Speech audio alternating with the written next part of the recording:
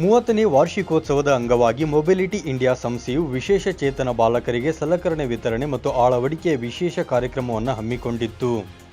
ತುಮಕೂರು ಜಿಲ್ಲೆಯ ಶಿರಾ ನಗರದ ಅಂಬೇಡ್ಕರ್ ಭವನದಲ್ಲಿ ಹಮ್ಮಿಕೊಂಡಿದ್ದ ವಿಶೇಷ ಚೇತನ ಬಾಲಕರಿಗೆ ಸಲಕರಣೆ ವಿತರಣೆ ಮತ್ತು ಅಳವಡಿಕೆಯ ಕಾರ್ಯಕ್ರಮವನ್ನು ಶಿರಾ ಕ್ಷೇತ್ರದ ಶಾಸಕರು ಹಾಗೂ ಕರ್ನಾಟಕ ಸರ್ಕಾರದ ದೆಹಲಿ ವಿಶೇಷ ಪ್ರತಿನಿಧಿ ಡಾಕ್ಟರ್ ಟಿ.ಬಿ. ಜಯಚಂದ್ರ ಅವರು ಉದ್ಘಾಟನೆ ಮಾಡಿ ಮಾತನಾಡಿದರು. ಸಂಸ್ಥೆಯ ಕಾರ್ಯವು ಉತ್ತಮವಾಗಿದ್ದು ಅನೇಕರ ಪಾಲಿಗೆ ಆಶಾಕಿರಣವಾಗಿದೆ. ಇಂತಹ ಕಾರ್ಯಗಳು ಹೆಚ್ಚು ನಡೆಯುವ ಮೂಲಕ ಅವಶ್ಯಕತೆ ಇರುವವರಿಗೆ ಅನುಕೂಲವಾಗುವಂತಾಗಲಿ ಎಂದು ತಿಳಿಸಿದರು.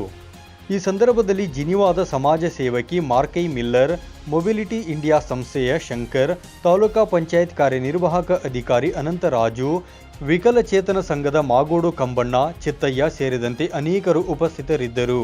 Babu Khan, 9 live news, Tumakuru.